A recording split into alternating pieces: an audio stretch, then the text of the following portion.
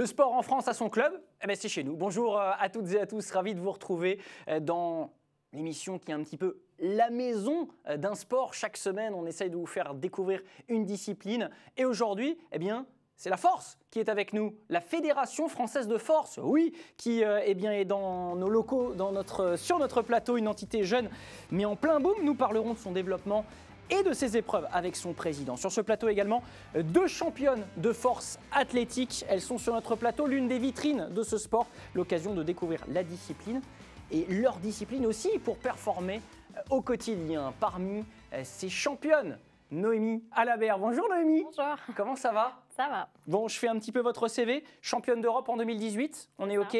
Vice-championne du monde il y a quelques mois maintenant, hein. C'était tout frais, c'était du côté d'Helsingborg en juin dernier et vous concourez en la catégorie les moins de 47 kilos. C'est ça. Petit format mais soulève de gros poids, on aura l'occasion d'en reparler. Elle aussi a l'habitude de soulever de gros poids, elle est même record woman du monde au niveau des squats. Priscilla est avec nous. Priscilla Bavol, bonjour Priscilla. Bonjour. La forme ? Ça va. Oui.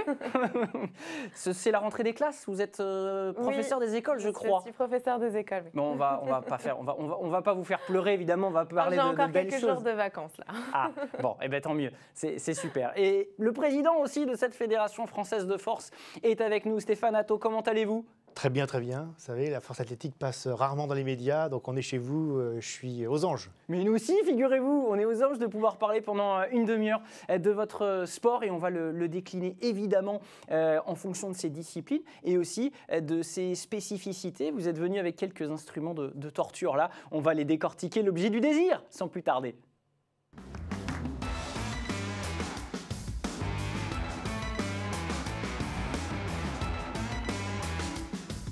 Alors vous le savez peut-être, j'aime partir à la découverte d'une discipline ou d'un sport à travers un objet. On a appelé cette rubrique l'objet du désir. On ne pouvait pas tous les amener, hein, en force athlétique notamment. Il y a cette barre de 20 kg qui était peut-être un petit peu lourde quand même à amener sur ce plateau. Alors Noémie, vous nous avez emmené cette ceinture de force, hein, qui est un objet, j'imagine, que vous chérissez, puisque, y compris à l'entraînement, je pense qu'avant de soulever, vous devez la mettre, cette ceinture, pour vous entraîner. À quoi sert-elle ? Alors ça sert déjà à éviter les blessures, à maintenir le dos. Et donc je la mets au squat et au soulevé de terre. Et donc voilà, ça sert à aussi soulever un peu plus lourd, vu que ça maintient le dos. Donc on peut soulever des charges un peu plus lourdes. Et voilà, ça évite les blessures. Alors c'est une assurance, une sécurité avant tout. On se sent plus fort avec une ceinture ? On se sent un peu plus en sécurité. Fort, je ne sais pas, mais en sécurité, c'est sûr.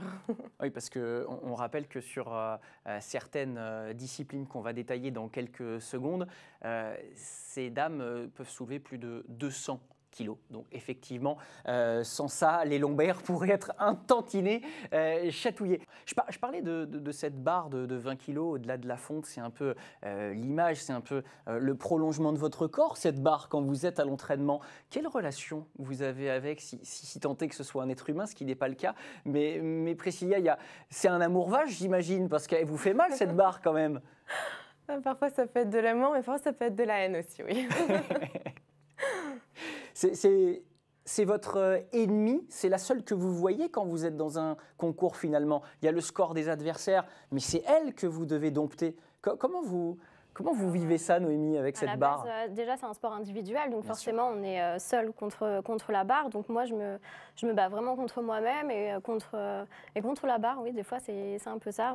On se dit, c'est elle ou moi, donc on y va. Président, c'est fort de voir ces filles-là qui sont présentes, qui ont la particularité d'avoir débuté il n'y a pas très longtemps, 4 ans et 2 ans, 4 ans et 2 ans, un petit peu plus cette discipline qui est la force athlétique, et de les voir vice-championne du monde, médaillée mondiale, championne d'Europe. C'est un accélérateur de particules, la force athlétique. Ce sont deux athlètes exceptionnels, hein. C'est-à-dire qu'elles font partie de la nouvelle génération de la force athlétique. Pendant très longtemps, la force athlétique s'est pratiquée avec de l'équipement. Et depuis quelques années, la Fédération internationale a retiré l'équipement. Donc maintenant, on tire avec la combinaison qu'a Priscilla. Vous pouvez nous la montrer, Priscilla, éventuellement ? Voilà, donc c'est une combinaison souple, hein, qui n'aide pas du tout, alors qu'avant, on avait des combinaisons qui aidaient beaucoup. une ceinture et des chaussures d'haltérophilie avec des talonnettes. Et donc cette discipline est en plein boom en France et elles font partie de cette nouvelle génération d'athlètes qui arrivent et qui dominent à l'heure actuelle la discipline, qui sont les meilleures européennes et elles ont même dépassé les garçons. Avec l'équipement, les garçons étaient plus forts en France. Aujourd'hui, ce sont les filles qui dominent largement la discipline. Président, vous avez saisi ma perche. Je vous propose de décrypter un petit peu ce sport avec eh bien, les différents mouvements que l'on va voir s'afficher grâce à Pierre-Dominique, notre réalisateur, avec donc 3 épreuves, entre guillemets, qui nous amènent, comme chaque discipline combinée, à avoir un total de kilos et derrière eh bien, une victoire et un classement qui s'opère avec eh bien, le squat, le développé couché et le soulevé de terre. Dans cet ordre, c'est dans mon dos. C'est dans mon dos qu'on les voit, ces différentes disciplines. Là, vous avez le squat, il faut abaisser le corps. Je me décale, voilà. Il faut abaisser le corps jusqu'à avoir le haut de la cuisse plus basse que le genou. Là, le développé couché, vous posez la barre sur la poitrine et vous repoussez la barre, bras tendus. Donc, mesdames, vous avez 3 essais, c'est ça? On est d'accord. Avec à chaque fois... 3 essais sur chaque mouvement. Avec chaque mouvement qui a en lui-même un classement. C'est-à-dire qu'à la fin de la journée, quand vous êtes dans un bon jour, que vous êtes sur le podium, par exemple, global, vous pouvez être monté sur la boîte 4 fois. À chaque mouvement, plus le classement général. Oui. C'est ça. On peut faire une médaille à chaque mouvement, plus une médaille au total général. Ta spécialité? Je préfère le soulevé de terre. Soulevé de terre, très bien. Et j'ai vu, Priscilla, que toi, tu avais battu un record du monde l'an dernier. Plutôt le squat. Au niveau des squats. Alors, c'était pas l'an dernier, c'était au mois de juin. Au mois de juin à Helsingborg, oui, effectivement. Ouais. Un record du monde de squat. Très bien. Catégorie, du coup. Donc, les jambes répondent plutôt bien. Alors, je préciserai quand même qu'elle a fait 188 kilos et elle fait 62 kilos de poids de corps. Voilà, donc 3 fois. 3 fois ton poids de corps qui a été soulevé. On le voit à l'instant d'ailleurs. Ce record battu lors des championnats du monde où eh bien, tu as réussi cette performance, 188 kilos, et alors d'une traite. Voilà, ça remonte direct, impressionnant, effectivement, ces 3 essais. Alors du coup, on a cette barre de 20 kilos, et ensuite pour avoir un petit côté plus simple en termes d'image et médiatique, il y a des couleurs, je crois, pour les différents poids. Et vous faites une demande auprès de qui pour annoncer le poids que vous voulez soulever? J'imagine que comme à la perche, il y a des stratégies qui se mettent en place, évidemment, pour être au niveau des essais, passer devant ses adversaires. Comment on choisit avec son coach? Il y a un collège? Comment ça se passe? En compétition internationale, on est avec du coup les coachs de l'équipe de France. Et c'est eux qui gèrent notre match. En fait, ils ont un tableau de bord qui est diffusé dans la salle d'échauffement. Et c'est eux qui choisissent les barres selon ce que font les pays adversaires. Bien sûr, oui, complètement. Alors, on est là sur une discipline combinée avec des spécificités et forcément des mouvements majeurs pour chacune d'entre vous, mesdames. Mais sur ces disciplines-là, comment on s'entraîne? Est-ce qu'on privilégie ses points forts pour les accentuer, ou est-ce qu'on essaye au quotidien de travailler à équilibrer tout ça et être bonne partout? Comment ça se passe? Déjà, on s'entraîne tous les jours, tous les mouvements. Donc, il n'y a pas un mouvement qu'on met de côté où on n'entraîne pas plus ses points forts que ses points faibles. On entraîne vraiment tous les mouvements de la même manière. Donc, après, il y a certains mouvements qui montent un peu mieux que les autres. Donc, il n'y a pas vraiment de points forts ou de points faibles. On entraîne tout à la même intensité. Alors, on imagine quand même que pour arriver à ce niveau-là, le président nous disait tout à l'heure que vous aviez quand même eu la capacité à arriver du niveau débutante à un podium mondial très très vite. Est-ce que le terreau était fertile, Noémie? Tu faisais du sport avant de t'initier à la force athlétique? Non, j'étais pas sportive. Donc je faisais un petit peu de musculation comme ça pour m'entraîner avec mon compagnon, mais sinon non, je faisais pas de sport. Non. Tu es arrivée de débutante à championne de France en quelques mois. Tout le monde peut y arriver. C'est un beau message, ça. C'est fou. Priscilla, toi, dans ton parcours en... J'aimerais dire quelque chose de différent, mais je n'étais pas sportive non plus. D'accord. Mais alors, qu'est-ce qui vous a amené du coup à avoir... Alors, tu nous dis qu'effectivement, tu allais un petit peu à la salle avec ton compagnon et que c'est de là qu'un petit peu et c'est parti, mais il fallait quand même avoir des prédispositions, ou alors il a fallu que quelqu'un te détecte du coup.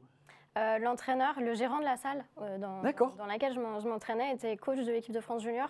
Donc c'est comme ça, au fur et à mesure, il m'a testé un petit peu sur tous les mouvements. Il m'a dit, je pense que tu as un bon niveau, tu devrais faire de la compétition. Donc voilà, après on se prend en jeu et on a envie de faire de la compétition, de voir ce qu'on peut faire et ça se fait naturellement au final. Ah oui, on le voit bien, tu as vu de quoi tu étais capable. Et toi, Priscilla, de ton côté, ça s'est passé de la même manière? C'est à peu près similaire. À la base, j'étais allée en salle de musculation plutôt pour perdre du poids. Donc, ce n'était pas du tout l'objectif d'être forte. Et un coach qui était dans cette salle-là a un peu détecté le potentiel. Et on s'était lancé le pari en fait, de devenir championne de France en 1 an, du coup. J'aimerais qu'on revienne, si Julien Perroni, notre chef d'édition, a ça en magasin. Voilà, exactement. Sur ce moment-là, celui où vous allez affronter, alors quel que soit le mouvement, vous vous présentez face à cette barre. On vous voit ultra concentré et presque habité, là, Priscilla. Qu'est-ce qui se passe dans votre tête à ce moment-là? Est-ce que vous pouvez nous raconter? Alors là, en plus, ce qu'il y a de particulier, c'est que vous allez défier une barre inédite en compète, en tout cas. Comment vous abordez ce moment-là? Je l'ai abordé avec beaucoup d'émotions. Parce que moi, j'ai une syncope, hein. je vois tous ces poids, je n'y vais pas, en fait. Je l'ai abordé avec beaucoup d'émotions parce que j'étais la dernière à passer du plateau dans ma catégorie. Donc, je savais que j'avais la plus grosse barre à faire. Et je savais aussi que c'était un record du monde que je tentais et j'avais juste le cœur qui battait à 100 à l'heure et j'ai juste pensé à pousser, c'est tout. Donc là, on fait quoi? On fait le mouvement, on essaie de visualiser le mouvement parfait, on essaie de faire baisser le rythme cardiaque. Vous disiez, j'avais le pouls à 100 là. Oui. C'est ça, on essaye un peu de faire... J'essaye de faire beaucoup d'exercices de respiration avant de passer pour essayer de contrôler tout ce qui est rythme cardiaque, le stress, les émotions, pour essayer de vraiment rester le plus focus et concentré possible avant de passer parce que on peut facilement se laisser emporter par les émotions et ça peut se ressentir sur le passage. Et du coup, on peut vraiment louper parfois un lift, c'est ce qu'on appelle un lift. Du coup, on peut louper un lift juste parce qu'on est trop émotif, on est trop stressé et pas assez concentré du coup. Bon, on comprend en tout cas pourquoi il y a cette ceinture de force qui est sur ce plateau. Il n'y a pas que la force athlétique à la Fédération française de force et on va avoir l'occasion de développer évidemment ces autres disciplines avec Monsieur le Président qui est à nos côtés notamment. Juste après une petite respiration, le retour des CSEF.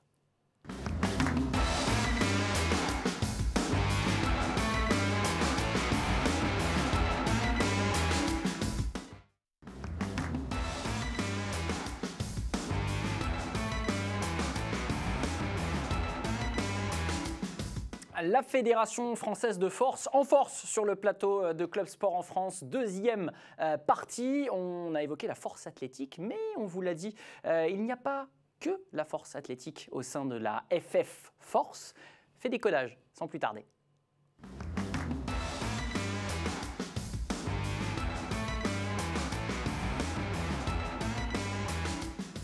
Et oui, Stéphane, Monsieur le Président, il n'y a pas que la force athlétique au sein de votre jolie discipline, de votre sport même, de manière générale, qui est tout jeune, vous nous en parliez tout à l'heure, effectivement, mais qui compte déjà quasiment 15 000 licenciés, si je ne m'abuse. Et parmi ces épreuves, parmi ces sports, eh bien, il y en a une qui soulève cette cloche moderne.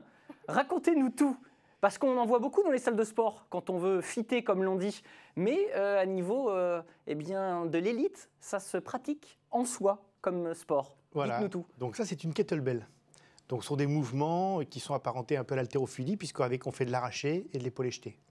Donc la fédération gère 6 disciplines depuis le 1er septembre 2019, puisqu'au départ, elle a été créée pour gérer la force athlétique et le développé couché.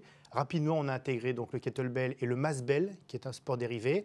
Et depuis le 1er septembre, donc c'est tout récent, Depuis le 1er septembre, nous avons intégré le bras de fer sportif et le culturisme au sein de la fédération. Oui, on aura l'occasion d'en reparler effectivement, puisque c'est tout frais. On fait ce rapprochement, cette intégration eh bien depuis quelques jours maintenant.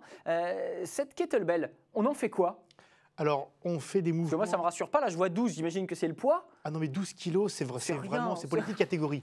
Parce qu'au niveau élite, les femmes ont des kettlebells de 24 kilos et les hommes de 32 kilos.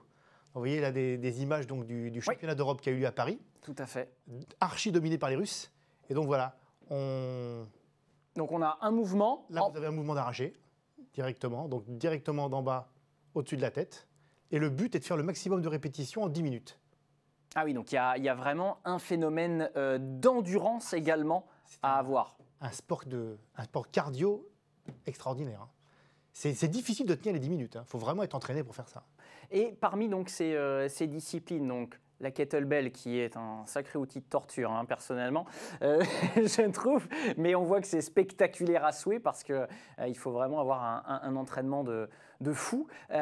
D'autres disciplines, donc sœurs, qui viennent de se rapprocher de la Fédération française de force, notamment le bras de fer sportif. Hein, cette discipline qui va donc être en quelque sorte maintenant sous votre houlette. Les championnats vont être organisés par la Fédération française de force. Voilà. D'accord. C'est une discipline qui a demandé sa reconnaissance au ministère. La discipline étant petite, hein, la fédération étant petite, le ministère ne veut pas reconnaître des disciplines qui sont trop petites. Et donc, ils nous ont demandé de les intégrer au sein de la Fédération française de force, qui est une fédération complètement structuré, et on va maintenant organiser les compétitions de bras de fer sportifs. Avec notre étendard Aymeric Pradine notamment qui est investi, impliqué dans ce rapprochement, évidemment. Stéphane, du coup, ce rapprochement, est-ce qu'il fait qu'il y a en termes de... Est-ce que je peux m'autoproclamer la championne de France en attendant qu'il y ait un championnat? C'est jouable ou pas? Non, c'est foutu. Alors même officiellement, pour déclarer un champion de France, il faut avoir la délégation du ministère. Or, il n'y a pas de délégation pour l'instant. Le but est de la demander assez rapidement, quand la discipline sera complètement structurée au sein de la Fédération française de force. Mais discipline, si je ne m'abuse, qui est professionnelle? Alors, il y a des professionnels aux États-Unis. Oui, tout à fait. En Europe de l'Est, il y a quelques professionnels aussi. Ça fait rêver, ça, non? Hein, vous aimeriez bien en arriver là ou pas? Ce serait quelque chose qui vous plairait? Non, je reste dans la force. D'accord, très bien. Ok, je comprends. Il y a des professionnels parce qu'il y a un circuit de Grand Prix très développé, ce qu'il n'y a pas en force athlétique. En force athlétique, il y a les championnats d'Europe et du monde, il y a aussi l'Ardenne classique, mais il n'y a pas de Grand Prix avec des prize money. Comme le Zloty Tour, par exemple. Voilà, le Zloty Tour, c'est un Grand Prix avec de la prize money, et il y en a qui en vivent. Alors que vous concernant, la temporalité, championnat d'Europe, championnat du monde, est vraiment l'étendard de votre discipline. Et donc, c'est ce qui fait un petit peu votre préparation dans la saison, j'imagine. Oui, complètement. On est dans un sport où il n'y a pas énormément de progression. Du coup, c'est difficile de faire beaucoup de compétitions. Donc, il y a le championnat de France, le championnat d'Europe et les championnats du monde. Et ça demande beaucoup de travail pour avoir quelques kilos en plus et beaucoup de récupération. Donc, c'est difficile d'enchaîner les compétitions. Donc, c'est pour ça qu'il y a peu de compétitions dans notre fédération. Ouais, effectivement. Et là, je vois que du coup, en fin d'année, les Europes, hein, c'est du côté de Kaunas, comme la saison dernière, se présentent. Du coup, en termes de préparation sur votre saison, ça vous a fait couper cet été après les mondiaux? Comment vous gérez la temporalité un petit peu de votre saison? Alors moi personnellement, depuis que j'ai commencé la force athlétique, je prends mes vacances généralement au mois de juillet, pendant 2 semaines, je coupe totalement. Mais après, c'est vrai que c'est compliqué de se permettre de partir en vacances et d'être totalement off quand on a des prétentions, quand on prétend à performer sur une plateforme internationale. Je pense ça demande beaucoup de rigueur et qu'on ne peut pas se permettre du coup de partir en vacances comme on veut. Et si on part en vacances, du coup, moi personnellement, je suis obligée de m'entraîner, quoi. Ouais. Donc voilà. Mais je me permets 2 semaines totalement off. Où on perd de la masse musculaire à vue d'œil. On perd beaucoup de force.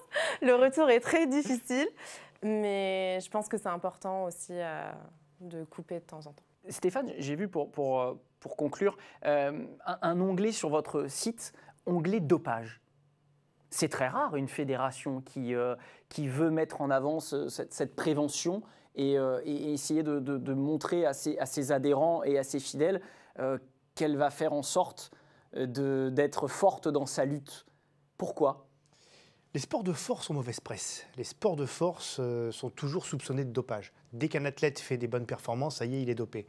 Nous, on lutte absolument contre le dopage. C'est-à-dire qu'on fait de la prévention, on est toujours en contact avec la FLD, qui est l'Agence française de lutte contre le dopage, pour contrôler les athlètes, les médecins sont les bienvenus. On fait tout ce qu'il faut pour lutter contre ça, parce que pour moi, c'est la gangrène du sport. Noémie, il y a des clichés qui sont véhiculés dans les salles? Oui, forcément. Ouais. Plus on est fort, apparemment, plus on est dopé. Après, moi, par exemple, je suis sur une liste de sportifs suivis et je dois rentrer tous les jours un calendrier de ma localisation. Et en fait, je peux être contrôlée à n'importe quel moment. Comme Adams pour les C'est ça, c'est Adams. C'est Adams, ouais, d'accord.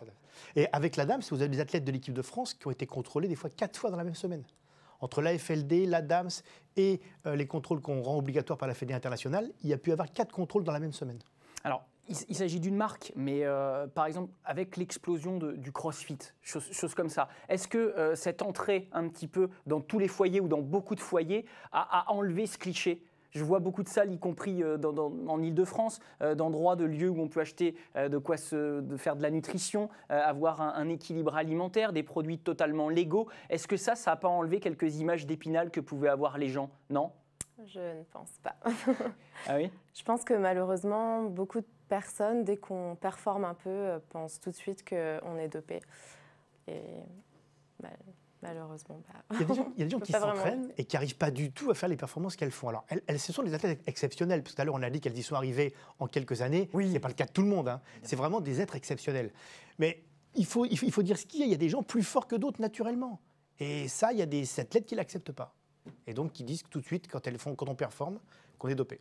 Puis ce que je souhaite souligner aussi, c'est que le fait que Noémie et moi-même, nous sommes des femmes et dans un milieu qui est quand même assez masculin, très masculin même, et que on fait certaines performances qui sont au-dessus de certains hommes, et je pense que ça passe pas aussi, malheureusement.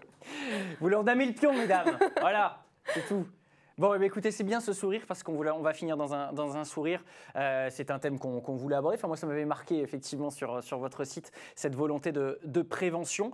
Mais on va vous mettre à l'épreuve, pas avec une barre, mais avec les neurones, on va dire. Allez, on va dire ça comme ça, le quiz.